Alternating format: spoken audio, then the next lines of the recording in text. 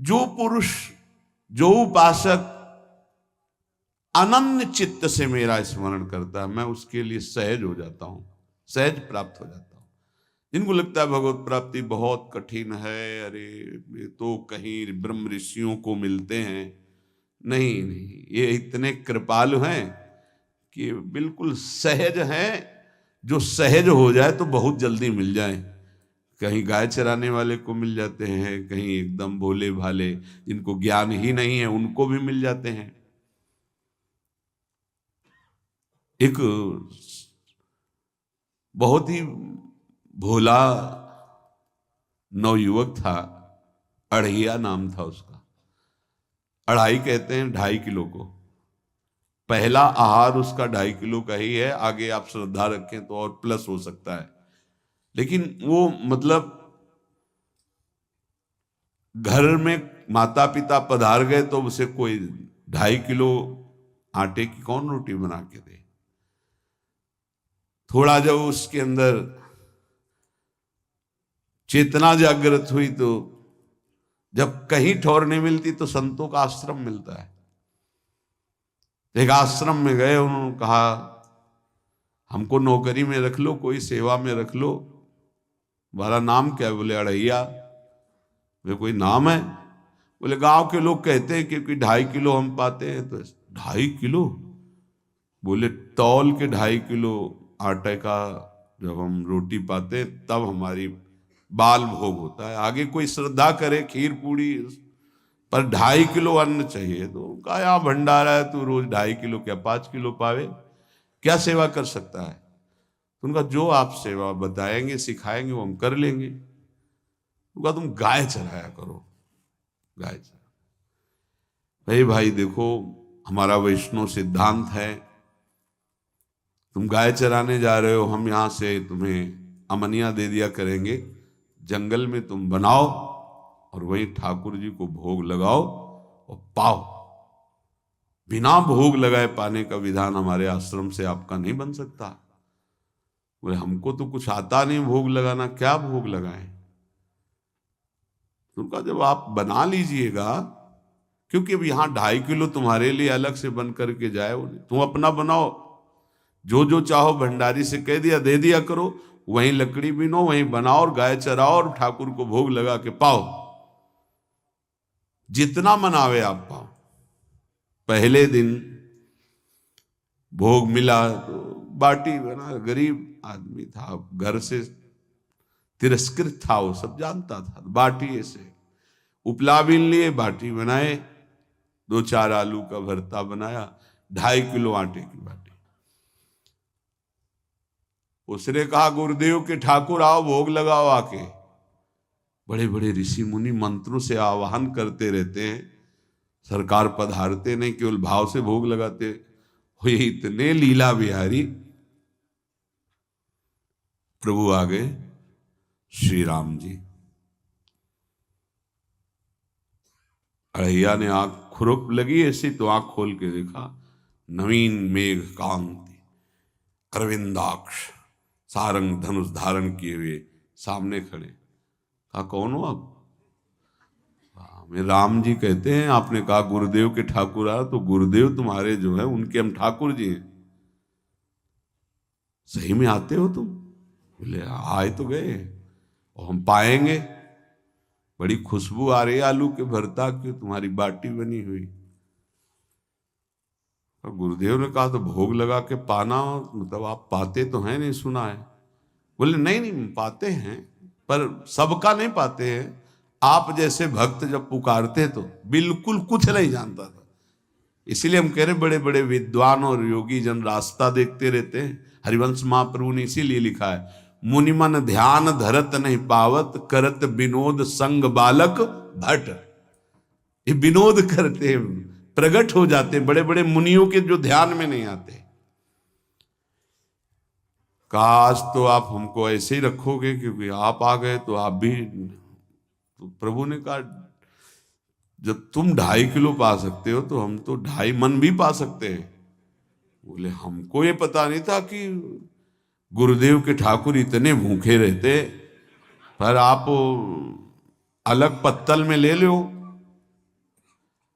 अपने पूरे पत्तल में तुम आपको पाने दें। बोले भोग थोड़े ऐसे लगाया जाता है कि तुम अपना रखो, तुम अपना रखो। और बोले आंख मूंद कर तुम बैठो, जैसे तुम्हारे गुरुजी भोग लगाते हैं तो आंख मूंद लेते हैं, अब हम पाएंगे तुम्हारा। तो आंख मूंद लिया, चलो भाई पाओ। सोचा एक आध बाटी पा लेंगे, बीच बीच में खोल के देखता जाता, भगवान सब चाट गए। भगवान बड़े करत विनोद संग बालक भट, हरिवंश महाप्रभु कह रहे, करत विनोद संग बालक भट, मुनिमन ध्यान धरत ने पावत। आंख खोला, बोला आज हमको भूखे रखोगे? बोले जानते हो तुम्हारे गुरुजी ने क्यों भोग लगाने के लिए कहा है? आज एकादशी है, तो तुम्हारे गुरुजी के यहाँ एकादशी रह जाती है, इसीलिए तुमको अमनिया दिया, वहां बनाया नहीं। और तुम्हें रोज अमनिया देंगे, तुम रोज आओगे हम बुलाएंगे तो। अब आप बुलाओगे रोज तो आएंगे नहीं, हम रोज रोज आएंगे। बोले तो ठीक है अगली बार से। बोले गुरुजी आपके ठाकुर जी आए थे, हमारी सारी बाटी खा गए, 5 किलो आज से हम ले जाएंगे, 2.5 किलो आपके ठाकुर जी के लिए, 2.5 किलो अपने लिए। बहुत हंसी आई कि वहां कुंतलों का सब भंडारी का देखो, पूछने की जरूरत नहीं, जितना कह दे दो। 5 किलो के हिसाब से आटा के अनुसार भरता बनाने के लिए आलू वगैरह सब। सुबह से गाय लेके निकल जाता, जंगल में छोड़ दिए, उपला में ने आग लगाई, बनाया, वो गोले गोले रख करके, उसमें कोई समय तो लगता नहीं। आग पकी हो तो बहुत सुंदर बाटी बनती। बाटी बनाया, भुरता बना के, पत्तल बड़े बड़े जंगल के से, कहा गुरुदेव के ठाकुर पधारो। तो आंख खोल के देखा साथ में सिया जी। उसने कहा ये कौन है? बोले हमारी अर्धांगिनी है। तो कल क्यों नहीं बताया था आपने कि अर्धांगिनी भी है? ये भी पाती है? बोले हमारे जैसा है। जानकी जी बैठ गई, राम जी बैठ गए, बड़ा सकुच में, पर जानकी जी इतनी करुणा वात्सल्य बरस रही थी कि वो कुछ बोल नहीं पाया, बस देखा, ऐसे कहा पाओ गुरुदेव के ठाकुर। प्रभु आराम से, सिया जो खूब स्वाद बखान बखान करके पाए। वहां खोल करके देखता आज भी हम 2.5 किलो अपने लिए लाए थे, लेकिन ये दोनों पा गए। गुरुदेव 7.5 किलो। बोले क्यों? आपके ठाकुर की पत्नी भी है ना? कहा है, तो दोनों आए थे। किसी को विश्वास नहीं हो रहा था। दे दो भाई, अरे गाय को खवाएगा, दे दो, कुछ करेगा, क्या कमी है यहां? 7.5 किलो आटा लेकर।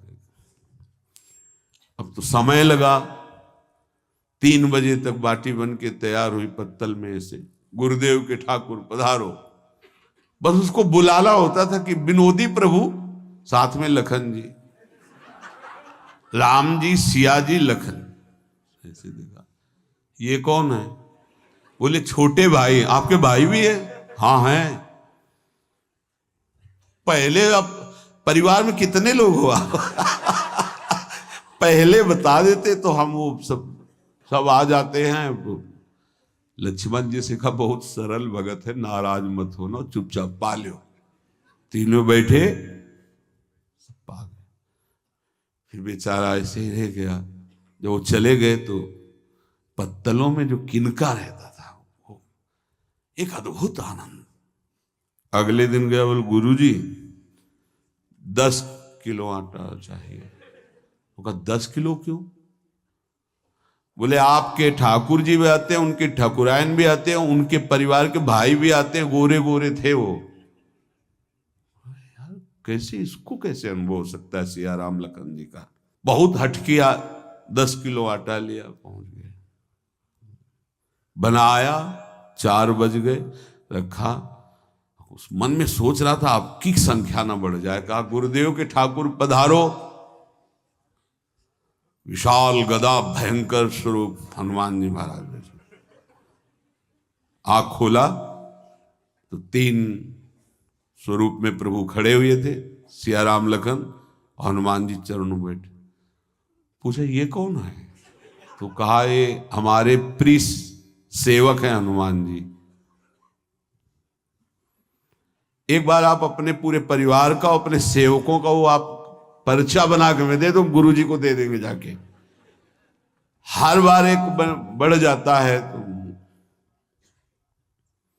भगवान मुस्कुराए, हनुमान जी इसका कुछ बोलना मत, बहुत निराला भगत है। बोले पाओ प्रभु। तो पहले सिया राम जी पाए, फिर जो प्रसाद लक्ष्मण जी पाए, फिर हनुमान जी पाए। हनुमान जी सब पूरा बहुत निर्मल भाव से बनाया हुआ और निर्मल भोला भक्त पा गए। अगली बार कहा गुरुदेव 5 किलो एक्स्ट्रा में रख दो, 1 नंबर बढ़ता जाता है। आपके पहले ठाकुर जी आए, फिर ठाकुरायन जी आए, फिर उनके भाई आए, फिर इस बार तो बहुत भयानक रूप, गदा लिए हुए, लाल अरुण वर्ण शरीर का प्रकट हो रहा है। जिधर देखो कंचन वर्ण की कांति, मुख में अरुण वर्ण की कांति। हमने पूछा आपके ठाकुर जी से तो उन्होंने कहा कि वो सेवक हैं। उनको रोमांच हो रहा था कि क्या सही भगवान करुणा करके इसको दर्शन देते हैं। अब अगली बार अगर ये बात करेगा कि तो फिर अब हम इसकी परीक्षा लेंगे। ले गया एक्स्ट्रा में, बनाया सब। आओ गुरुदेव। अब तो पता था कोई आने वाला नहीं। गुरुदेव के ठाकुर 2 संख्या बढ़ गई। आँख खोल के देखा, कहा ये कौन है? तो कहा ये हमारे और भाई हैं, इनका नाम भरत है, इनका नाम शत्रुघ्न है। पहले महाराज बता देते ना कि आपके और भाई हैं, हमने कहा था, आपसे प्रार्थना की थी। पाओ बचे नहीं ना, वो 2 संख्या ज्यादा हो। अगली बार गुरुदेव से कहा कि गुरुदेव 20 किलो वाली बोरी में भर दीजिए, अब हम दिन भर बनाएंगे क्योंकि आपके इतने ठाकुर हैं। आज गया लेकर सब ऐसे रख करके पत्तल डाल दिया और कहा गुरुदेव के ठाकुर पधारो। बिल्कुल नहीं बनाया। आ गए प्रभु। कहा कहाँ यार, तो खुशबू भी नहीं आ रही, ना बाटी की ना भरता की। बोले प्रभु आपके साथ पत्नी है ना, और सेवक भी है, इतने दिन से तो हमारे हाथ का पाए, आज हम पाना चाहते हैं। आप बनाओ, अपने रुचि का बनाओ और पाओ। प्रभु ने सिया जी की तरफ देखा कि अलवेला भक्त। सिया जी ने कहा अनंत सामर्थ्यशाली शक्तियों की स्वामिनी।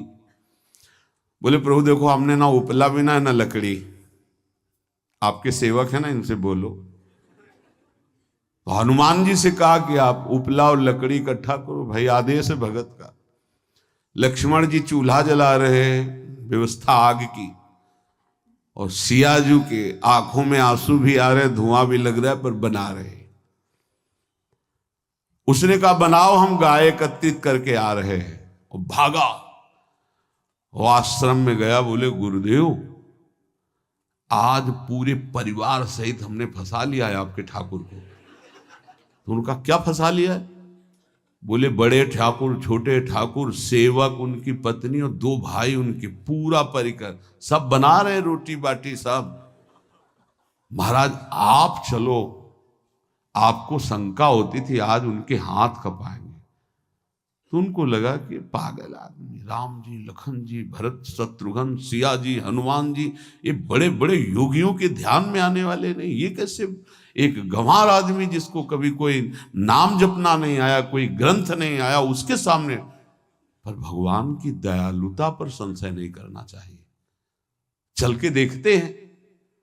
जो जो ही वहां गए, चूंकि निरंतर भजन परायण थे, वहां गए तो पूरा राम दरबार उपस्थित, और बड़ा सुंदर व्यंजन स्वयं जानकी जी बना रहे। प्रभु के चरणों में साष्टांग दंडोत थे। कहा प्रभु लीला समझ में नहीं आई। भगवान ने कहा देखो, जो ज्ञानी भक्त हैं उनके लिए मैं अत्यंत तर्क के द्वारा भी पकड़ में नहीं आता।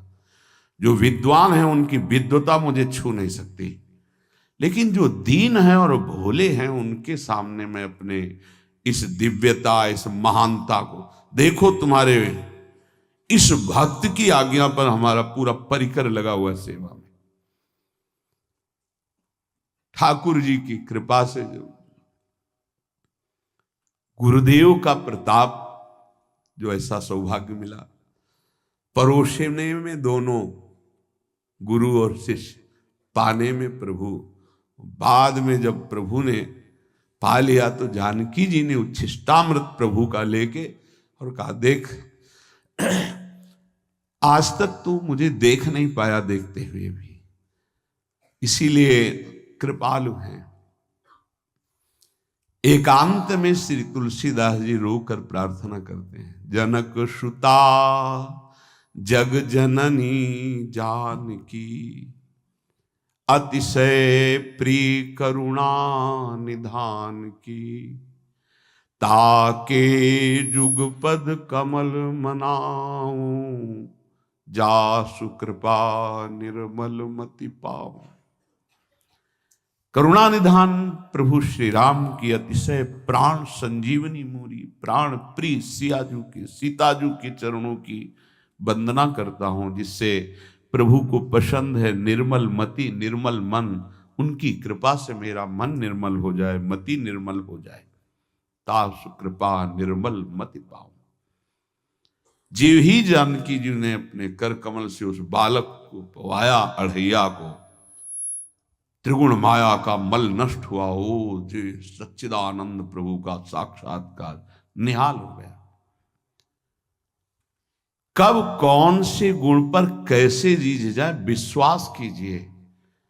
बस आवश्यकता सहज होने की। हमारी स्वामिनी जो सहज है, सहज होने की आवश्यकता है।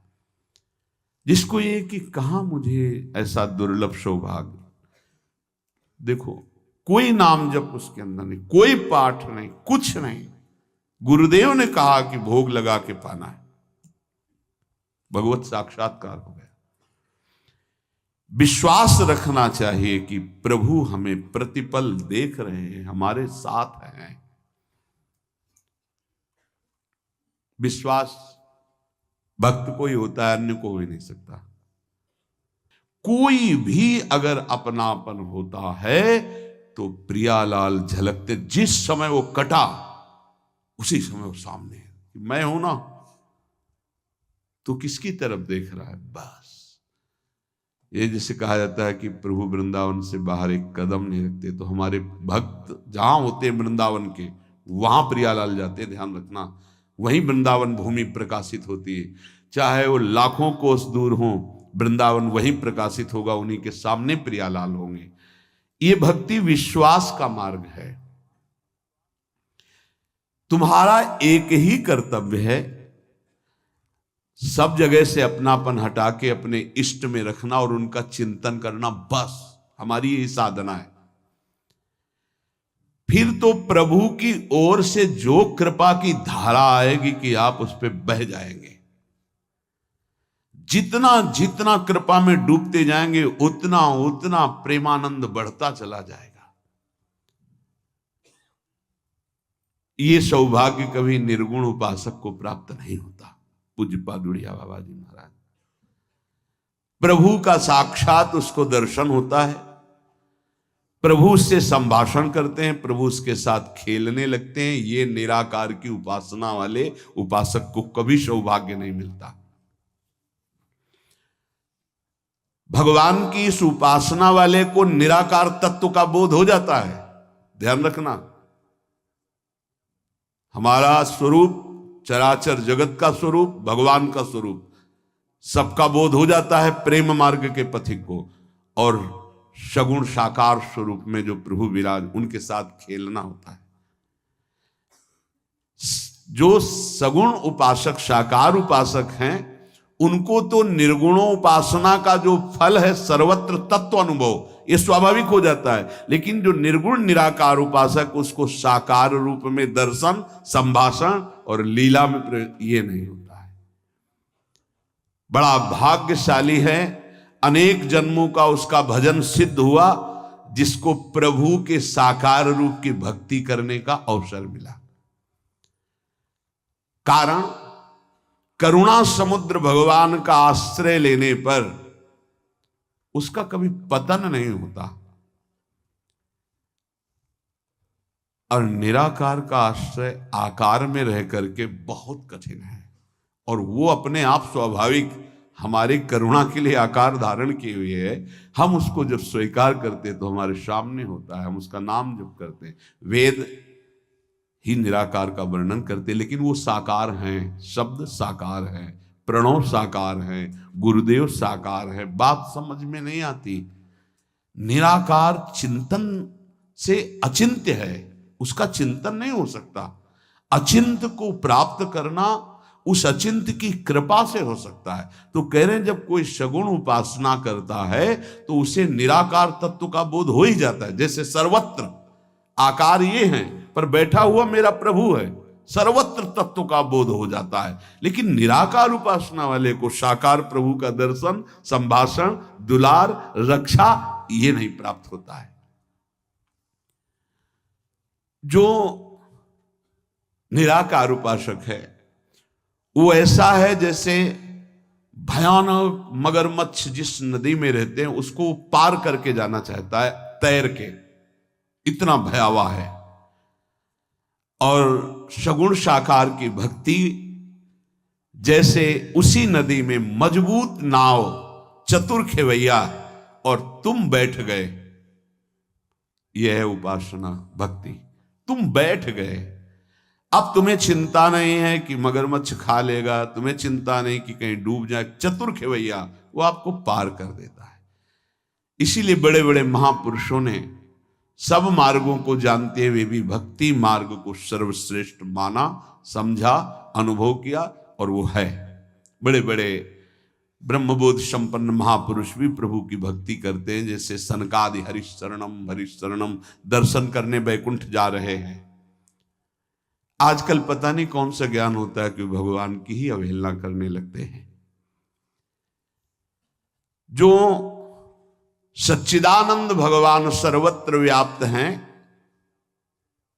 उसके सामने कोई भी वस्तु, व्यक्ति, स्थान आवे, उसके भजन को बाधा नहीं पहुंचा सकता, क्योंकि उसे वो भजन बना लेता है। देखो ये चतुरता भक्त की। उसके सामने कोई वस्तु आवे, व्यक्ति आवे, स्थान आवे, सबसे पहले मेरे राधा वल्लभ लाल इस रूप में है, भजन बन गया। अगर कोई ये कहे कि ऐसा कैसे हो सकता है, पानी है, पदार्थ है, ये भी राधा वल्लभ लाल है, तो बोले खम वायुमग्निम सलिलम महिंच ज्योतिंसि सत्वानि दिशो द्रुमादीन सरित समुद्राश्च हरे शरीरम यत्किंच भूतम प्रणमेदनन्यः। आकाश की तरफ दृष्टि गई, साक्षात भगवान हरि का रूप है। कह रहे हैं सरित समुद्राश्च हरे शरीरम, साक्षात हरि है। आकाश की तरह, ओ मेरे प्रभु का ऐसा ही रंग, मेरे प्रभु आकाश की तरह विस्तृत हैं। खम आकाश, वायु, वायु स्पर्श की। एक बार शिव पुराण में पढ़ा था कि वायु भगवान शिव का स्वरूप है। घाटों में से थे, हवा चल रही थी, जैसे लग रहे था बस ऐसे महादेव आलिंगन कर रहे हैं। भाव में कैसा आनंद मिलता है। तो ऐसे वायु जोर की चल रही थी, गंगा जी का स्पर्श करके आ रही थी, ऐसे आंख मूंद कर ध्यान करते ये भगवान शिव वायु के रूप में हमारा आलिंगन कर रहे हैं। खम वायु, वायु को देखा मेरे प्रभु। मग्निम, अग्नि भगवान। सलिलम, जल भगवान। महिश्च, पृथ्वी स्वयं भगवान बने हुए हैं। ज्योतिंसि सत्वानि दिशो द्रुमादीन, नक्षत्र जितने सब भगवान। प्राणी जितने बने हुए जड़ चैतन्य स्वयं भगवान। दिशाएं जितनी स्वयं भगवान। वृक्ष जितने स्वयं भगवान। सरित, सरिता नदी जितनी सब भगवत स्वरूप। समुद्राश्च हरे शरीरम, समुद्र ये साक्षात भगवान बने हुए हैं। देखो कैसा, कुछ बचा क्या? आकाश, वायु, अग्नि, जल, पृथ्वी इनसे बना हुआ है। नक्षत्र और जितने प्राणी स्वयं भगवान बने हुए, दिशाएं, वृक्ष, नदी, समुद्र, सब कुछ साक्षात श्री हरि बने हुए हैं। हरे शरीरम यत्किंच भूतम प्रणमेद अनन्या, यत्किंच जो जिनका नाम नहीं लिया गया वो भी सब श्री हरि बने हुए। भूतम प्रणमेद अनन्या, पृथ्वी पे माथा रखकर हम सबको प्रणाम करते, मेरे भगवान इस सब रूपों में है। जो ऐसा अनुभव करता है उसके नेत्रों से कभी भगवान ओझल नहीं होते। भगवान का नाम और भगवान का रूप ये सच्चिदानंद में नित्य है। इनको पार्थिव न समझे। भगवान कह रहे, स्वयं श्री भगवान अपना परिचय देते हैं कि देखो, जब कोई यहां जन्म लेता है तो प्रकृति के वशीभूत होकर, कर्म के अधीन होकर मां के गर्भ में जाके, मैं मां के गर्भ में नहीं जाता क्योंकि मैं कर्म बंधन से युक्त नहीं हूं, मैं प्रकृति को अधीन करके प्रकट होता हूं। जन्म कर्म च मे दिव्यमेवं यो वेत्ति तत्वतः त्यक्त्वा देहं पुनर्जन्म नैति मामेति सो अर्जुन। ये हो गया हमारा कल्याण। भगवान कह रहे हैं हमारे प्रभु दिव्य हैं, प्रभु की लीला दिव्य है।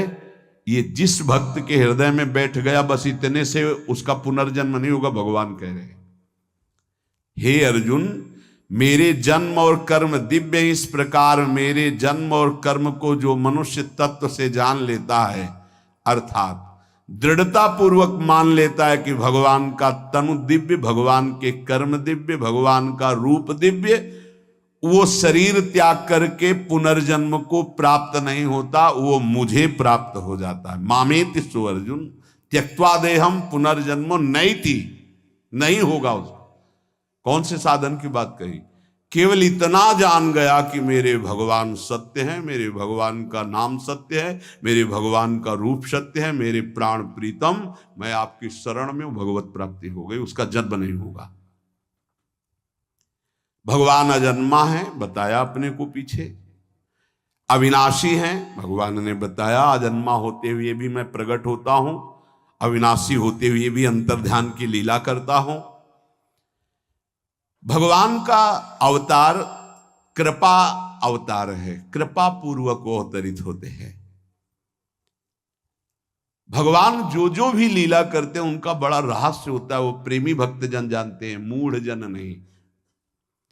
भगवान का जो विग्रह श्रीअंग है वो सच्चिदानंदमय है।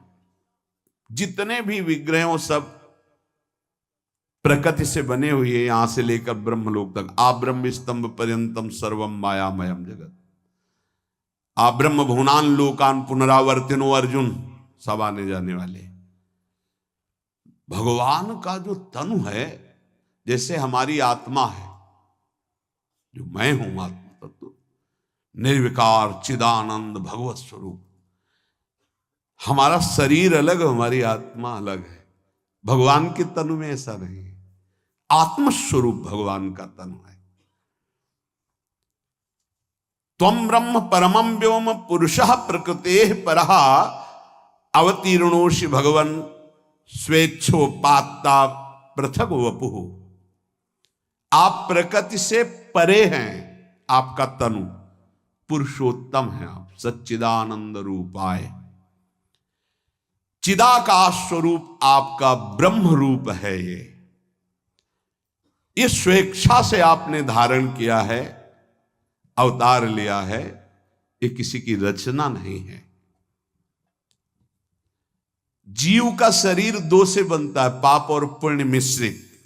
ये मानो दे, मांस, रक्त, अस्थि, मज्जा, त्वचा, ये सब।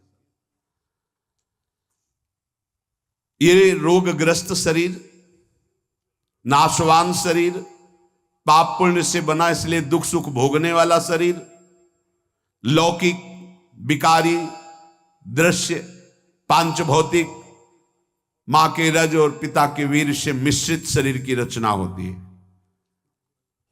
पर भगवान का श्री विग्रह सच्चिदानंद में पाप पुण्य से नहीं बनता। नित्य अनामय अलौकिक विकार रहित परम दिव्य स्वयंभू, वो माता पिता के संयोग से शरीर की रचना नहीं होती, श्री भगवान की स्वयंभू स्वेच्छा से तनु धारण करते हैं। भगवान इस पृथ्वी पर जब कभी अवतार लेते तो पहले अपना रूप धारण करके दर्शन कराते हैं, फिर बालक रूप होते हैं। पीछे चर्चा हुई थी, चाहे देवकी जी या कौशल्या मैया, भगवान अवतार धारण करते हैं। निज इच्छा निर्मित तनु माया गुण गोपार, इंद्रियों से, माया से और 3 गुणों से परे भगवान का शरीर है, इसीलिए इंद्रियां नहीं देख पाती। वो कृपा करके अपने भक्तों के इंद्रिय गोचर होते हैं। कौशल्या मैया के सामने जब प्रकट होते हैं तो अनंत वैभव रूप, चतुर्भुज रूप धारण की हुई महातेजस्वी माता पुण्य बोली। पहले तो भाई प्रकट कृपाला दीन दयाला कौशल्या हितकारी, ये भगवान रूप है। जब भगवान रूप को देखा तो कहा, प्रभु आपसे वरदान मांगा था कि आप मुझे पुत्र रूप में प्राप्त हो। माता पुण्य बोली, सोमति डोली तजहु ताते रूपा, की जैसे सुलीला अति प्रिय सुला, सो सुख परमानुपा। तो सुनि बचन सुजाना, रोदन ठाना होय बालक स्वरूप। भगवान बाल रूप होकर रोने लगे। भगवान मां के गर्भ से नहीं प्रकट हुए, पिता के वीर से नहीं प्रकट तनु है, वो स्वेच्छा निर्मित सच्चिदानंदमय बपू। ऐसे ही देवकी वसुदेव जी के सामने शंख चक्र गदा पद्म वैभव स्वरूप, तो उन्होंने प्रार्थना की, उपसंहर विश्वात्मन नदो रूप अलौकिकम शंख चक्र गदा पद्म श्रियाजुष्टम चतुर्भुजम। विश्वात्मन, हे भगवान, ये जो आपने रूप शंख चक्र गदा पद्म धारण किए हुए 4 भुजाओं वाला अलौकिक दिव्य तेजो में, इसे संवरण कीजिए। हमारी तो आकांक्षा थी आपके बाल रूप की। उसी समय भगवान पित्रो संपश्यतो सद्यो बभू प्राकृता शिशु, वसुदेव देवकी के देखते देखते प्राकृत बालक की तरह बन गए। भगवान पैदा नहीं हुए। भगवान का प्रकट होना दिव्य, तो बोले भगवान का अंतर ध्यान होना भी दिव्य। जब भगवान श्री राम अपने धाम पधारने लगे तो अपने परिकर सहित सरयूजू में प्रवेश किया और साकेतपुरी पहुंच गए। ऐसा नहीं कि प्रभु ने शरीर छोड़ा हो, क्योंकि उस शरीर आत्मस्वरूप सच्चिदानंद में। पितामह वचः श्रुत्वा विनिश्चित्य महामति विवेश वैष्णवम तेजः सशरीरः सहानुजः। भाई और परिकर के साथ प्रभु अंतर ध्यान हो गए, दृष्टि उजल हुए, अपने धाम में विराजमान हुए। ऐसे ही भगवान श्री कृष्णचंद्र जी के लिए आता है कि लोकाभिरामम स्वतनुम धारणा ध्यान मंगलम योग धारणयाग्निया दग्ध्वा धामा विसत्स्वकम। जो बड़े बड़े मुनियों की ध्यान धारणा का विषय भगवान का मंगलमय श्री कृष्ण रूप, तो भगवान ने योगाग्नि में उससे भस्म नहीं किया, सशरीर अंतर ध्यान हो गए। क्यों? अग्नि की ताकत ही नहीं कि स्पर्श कर सके जैसे आत्मा को, तो भगवान का तनु आत्मस्वरूप है। जैसे दावानल में गोप और गौएं व्याकुल होकर जलने लगी तो भगवान ने अग्नि को मुख में पी लिया, क्योंकि आत्मस्वरूप है। भगवान जहरीले दह में कूदकर कालिया नाग के अभिमान का मर्दन करके उसको यहां से हटाया, क्योंकि वो आत्मस्वरूप, कोई फर्क नहीं पड़ता है। दैत्य लोग इसीलिए नहीं मार पाते कि वो मायावी हैं, उनका विशाल तनु है, लेकिन प्रभु सच्चिदानंद है। सच्चिदानंद पर इस प्रकृति जन्य किसी का प्रभाव नहीं पड़ता, इसलिए उनका नाना प्रकार के प्रहार करना, बल विक्रम दिखाना प्रभु के सामने खिलवाड़ था। प्रभु का तनु सच्चिदानंद बपू। भगवान दिव्य विग्रह वाले हैं,